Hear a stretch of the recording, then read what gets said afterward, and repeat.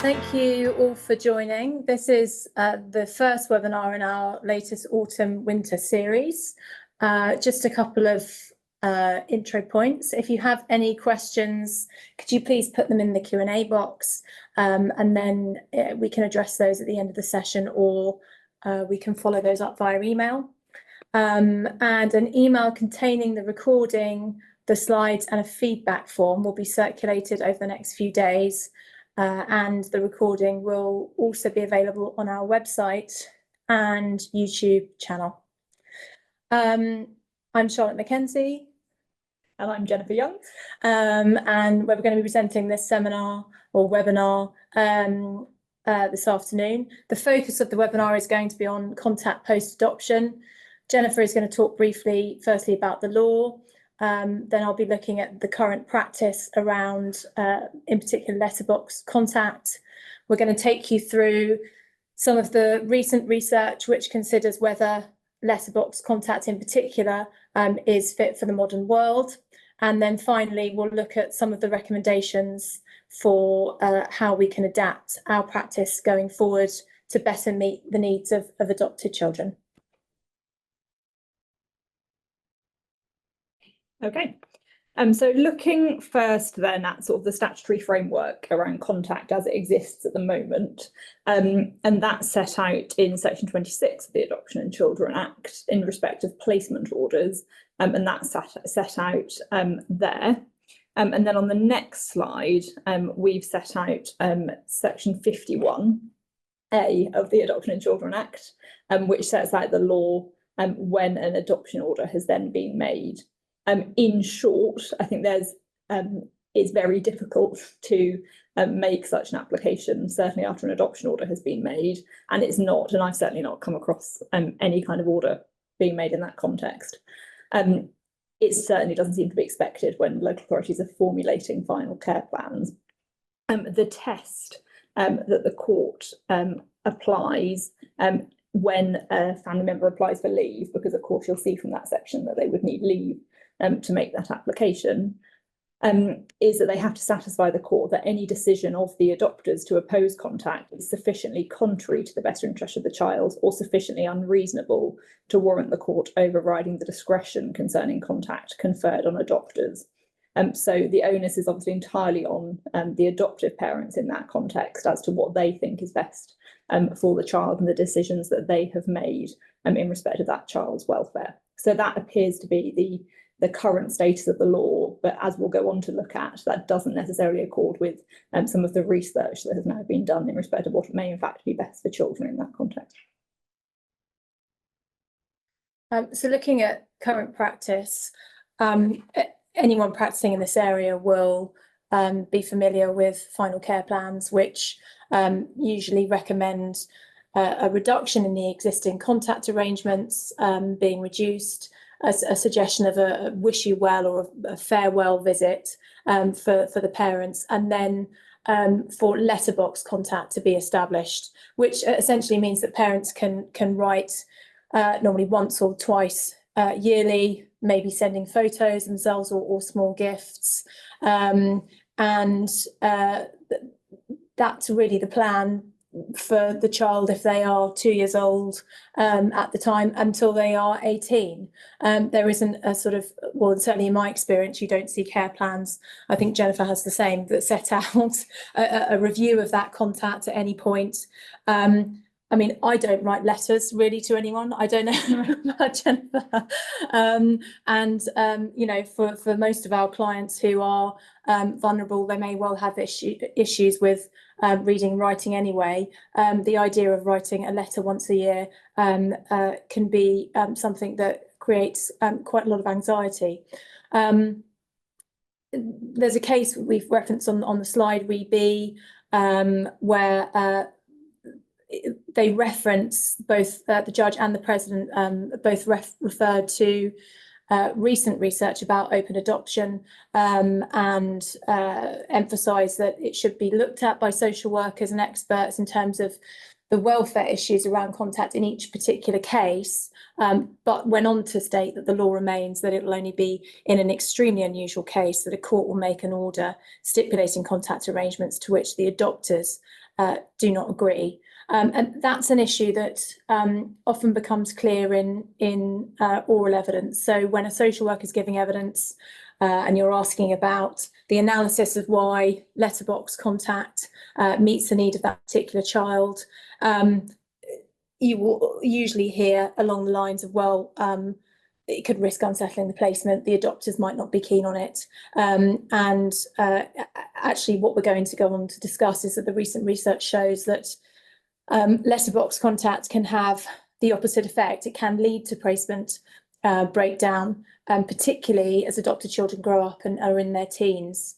So in spite of that research, the narrative persists that actually letterbox contact is meeting the children's needs because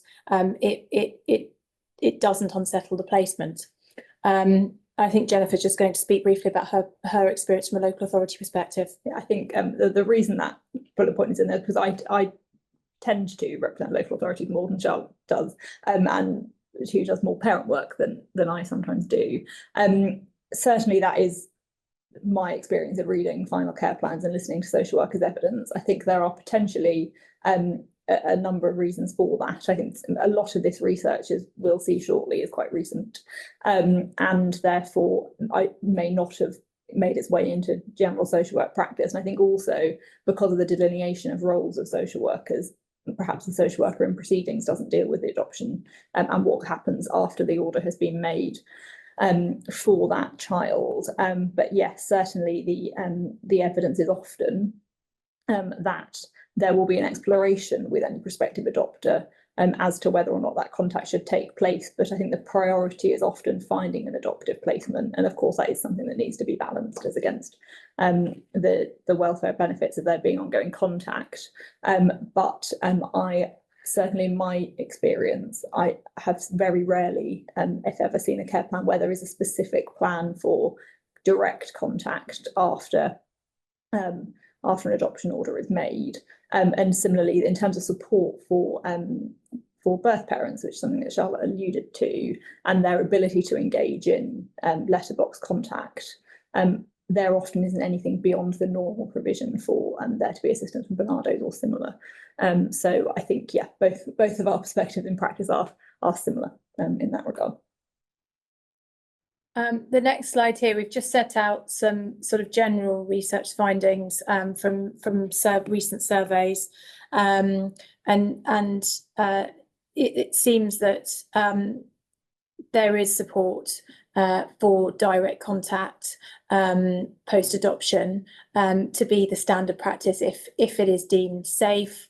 The Adoption UK survey in 2019 talks about finding that a quarter of adopted teenagers had some form of unmediated contact with their birth family in the previous year.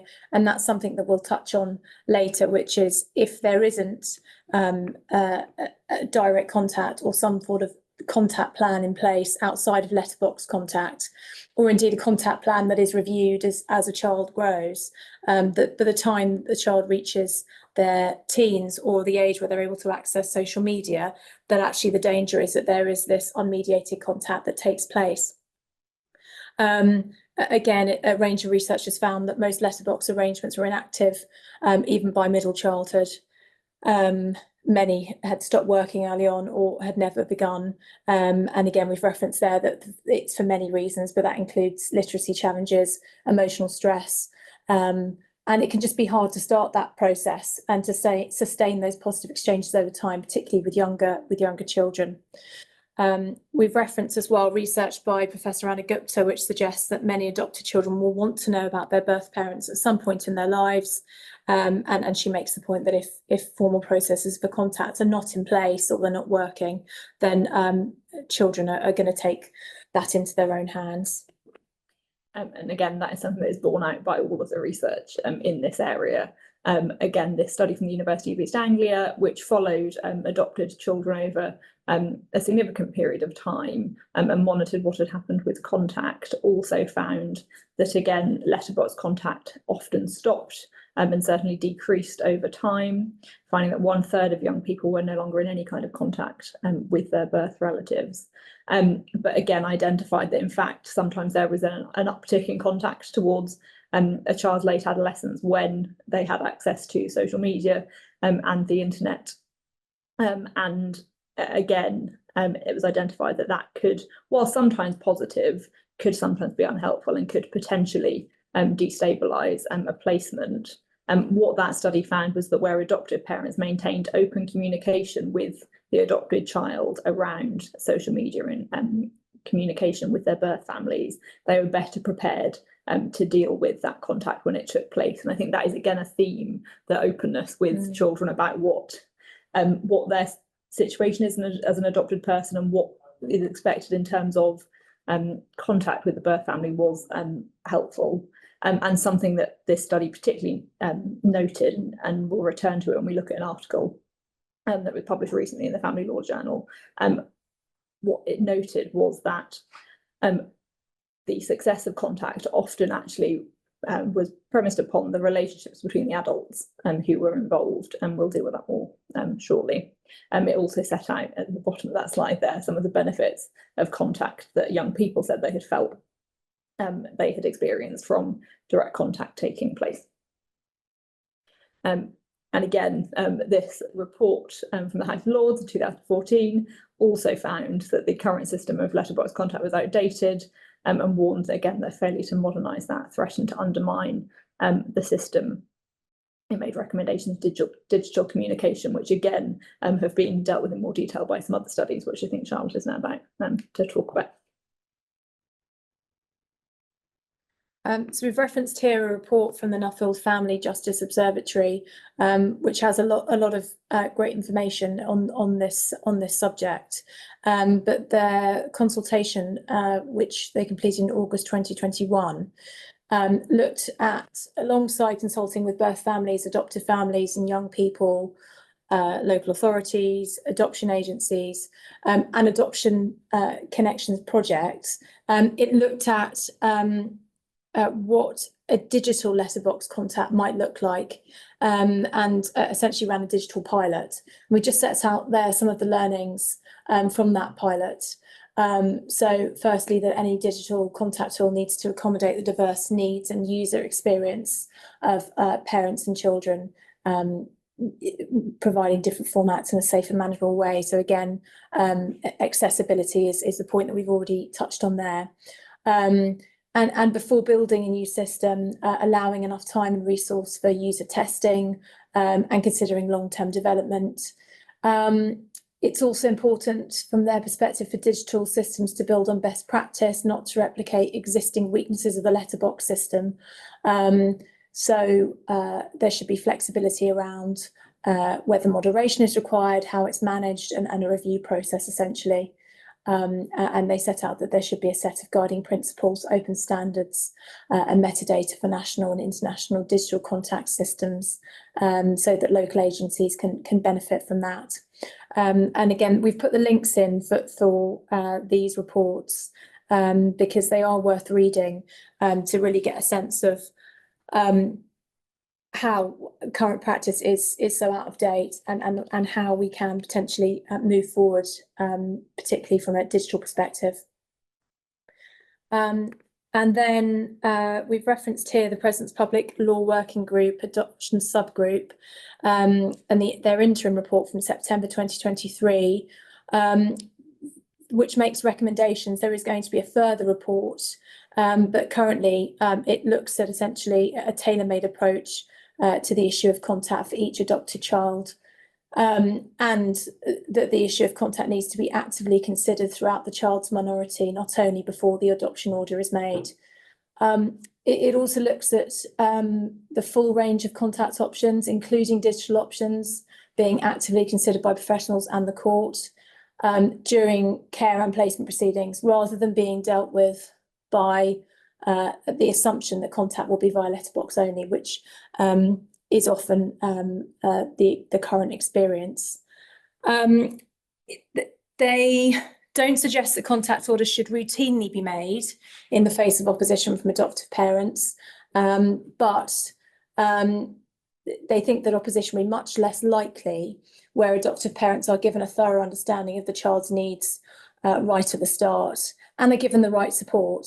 because it may be that they actually, if there is a much more detailed conversation and exploration about all of the full range of contact options at that early stage, the adopters may well be open to that, and that allows the court to make more concrete plans at an earlier stage with respect to contact. So if this is a subject that is particularly interesting to you, then this article might be something that's worth a read.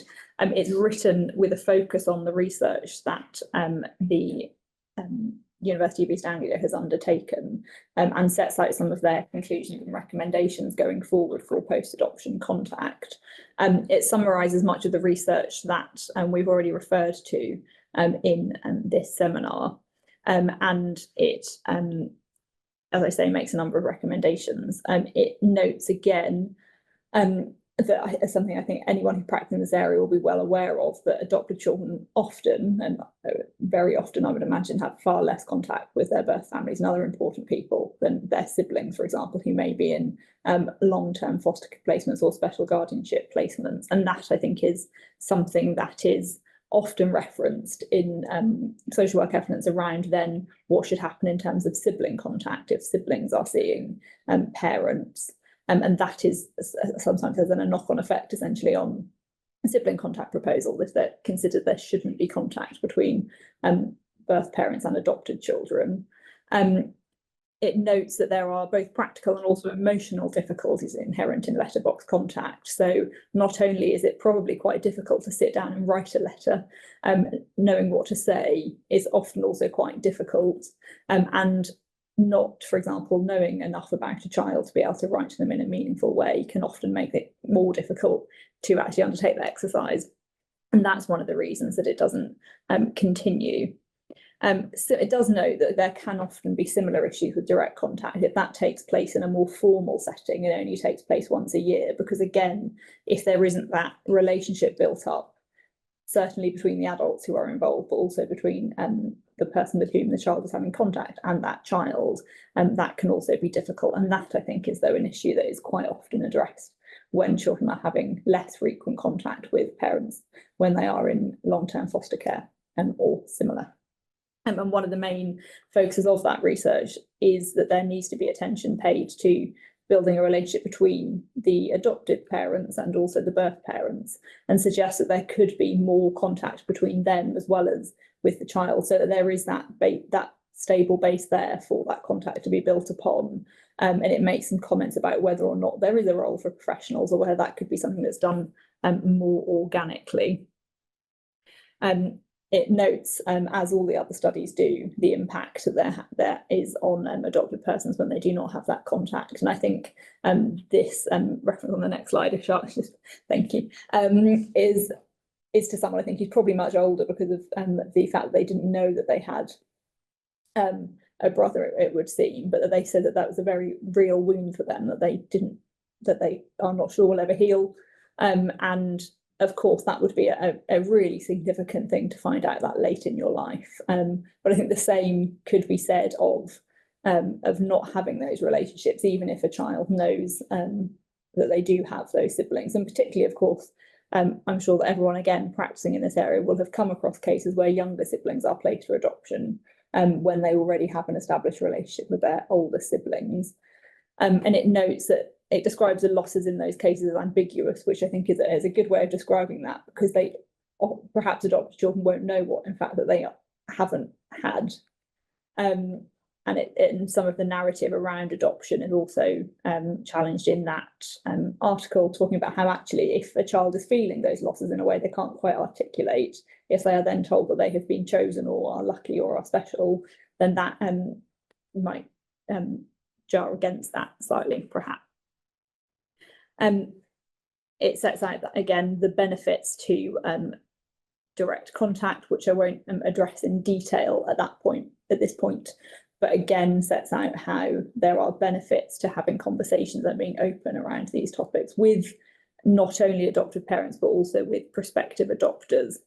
And finally, again, the next slide deals with the relationships underpinning the contact when it takes place. And I've just added a note at the bottom of that slide there, that the article suggests that there is a potential overlap with the issue of post-adoption support for birth families, because of course they too have gone through a traumatic event, and if they are supported to help to deal with that and to process what has happened, that puts them in a better place as well, for direct contact with their child who has then been adopted. And then I said finally, but just on the final slide on the article, in terms of what we as lawyers can do in terms of this, these recommendations and this research, essentially it will be through either the giving of advice to social work teams or in cross-examination at a final hearing of a social worker and their plans for post-adoption contact. And certainly both the author of this article and then the author of another article, which is in the February 2024 edition of the Family Law Journal, and we can send out the reference with these slides later, seem to think that the courts and legal professionals do have a role in setting out some of this research and scrutinising final care plans, and not perhaps just accepting that that's the way that things are done.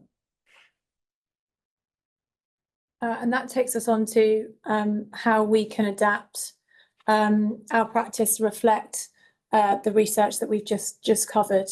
And I think it's clear from the research that the views across the board have already moved on from whether there is a need for a new approach to how we can make that change. So we've spoken here about professionals being as informed as possible about research evidence on contact and children's needs from a developmental perspective. And we certainly hope this webinar has highlighted some of the key research that can be used and referenced in your preparation for final hearings. We've suggested that when you get the local authority contact proposals in the care plans, prior to the final hearing, so at an earlier stage, as soon as that care plan is in, flagging the need for further analysis of all contact options, looking not only at parents, but sibling contact, wider family contact, and some real analysis of why letterbox contact is the local authority say that the right decision for this child, and asking them to reference the research that they rely upon in reaching that conclusion. Also asking for assurances to the local authority with regards to a review of contact in 2 years' time or a further period. And again, flagging that in an earlier hearing, that's something you'd be asking the court to consider at that stage. We've included here, again, we've referenced the University of East Anglia quite a lot in this webinar because they have done a significant amount of research. I think we referenced earlier the study that has followed adopted children from 1996 to 2013. So they have a really good grasp on what children need from a developmental perspective. And they've produced a model here, which again, we've put the link in, you can download from the website, which is a model to guide practitioners through the process of making contact plans for adopted children. So it looks at how contact can benefit the child, but making sure it's individualised, looking at the particular needs of the child, particular qualities of the children, the adoptive parent and birth relatives that can have a bearing on contact, and ensuring that contact is a relationship-based process which is dynamic across time. So it's a useful diagram, but there are more materials if you follow that link to that. And we've just quoted here from the President of the Family Division and his speech, Adapting Adoption to the Modern World, which in May 2024, which was really the trigger for this seminar. He gave an earlier speech, which was part one as well, which is also worth a read. But this speech really focuses on contact arrangements. And he really focuses here on the need for a review rather than fixing contact arrangements at the beginning, because it clearly, as time moves on, parents and other family members may have come to accept the situation. They may be more available in emotional terms to support the child and their adopters. And also the adopters will know the children better. They may themselves feel more confident in allowing or contemplating a greater degree of contact. So he speaks about that. And there are some recommendations that he makes in the speech. And really, there are lots of recommendations, but these are the sort of the key areas that he focuses on. And what he says is, if there is to be a culture change with regard to future family contact, it's likely that the almost absolute autonomy that is currently afforded by the courts to the adopters will have to be reviewed. He suggests that the template for contact arrangements post-adoption should be set at the placement order stage, which is going back to what we're saying, looking at, once you get that care plan, reviewing what the contact plans are and what analysis has gone to it at that stage, because it's going to be difficult. It's more difficult, certainly, if it's not addressed in real detail at that stage. He considers that it would be good practice for a Section 26 contact order to contain a recital as to the court's views on contact arrangements post-adoption. And he also says that where social work evidence is lacking, the court should ask for an appraisal of the options set against the background of the modern approach and the research, and if necessary, adjourn the case to obtain one. Well, we all know in practice that seeking an adjournment, perhaps at final hearing stage, for there to be consideration of the full appraisal of contacts options, I think it's going to be unlikely to be successful. I appreciate the optimism of the President in that recommendation, but I think perhaps looking at an earlier stage, so once the care plan is received prior to a final hearing, would be the better time to really flag those issues and any lack of analysis to avoid delay in the case and adjournments if it can be dealt with before the final hearing. And then finally, we've got some recommendations again from the article that Jennifer was referencing, and really the reason that we've included these is because there are going to be, it says between September 2023 and May 2025, the team from the University of East Anglia, together with Adoption England, are going to be facilitating a programme of online webinars for professionals. So do go to their website because they really are the experts in this field. They also again talk about the digital options for contact being considered, and they make reference to the Nuffield Family Justice Observatory article. And I think, yes, I think that is that's it. That is the end. I think the one matter I meant to reference earlier was just in respect of that that other article that I'd referred to is more a kind of consideration of more generally what adoption is and what it's intended to achieve. And I think that is an interesting thing to think about alongside what Charlotte was saying about the idea of asking for an adjournment. To think about this issue is so contrary, I think, to how people would normally approach this, and therefore it's an interesting, I think, broader topic to think about, but way beyond the scope of this seminar today. So as I say, we'll send that link around. So yes, this I think that is the conclusion of our seminar today. I understand that there have not been yet any questions, but if there are any further questions, please do follow up with either of us by email. And I think the email address will go around with the recording of this seminar when that's sent. and that will be available shortly. We would of course welcome any feedback in respect of the seminar today. So as Charlotte said, this was the first of our autumn winter series, and the next seminar will be taking place on Wednesday the 30th of October. And that's when Alison Pryor and Mark Challoner will be looking at issues of fact-finding and discussing recent case law in respect of that issue. So thank you again for attending. Thank you.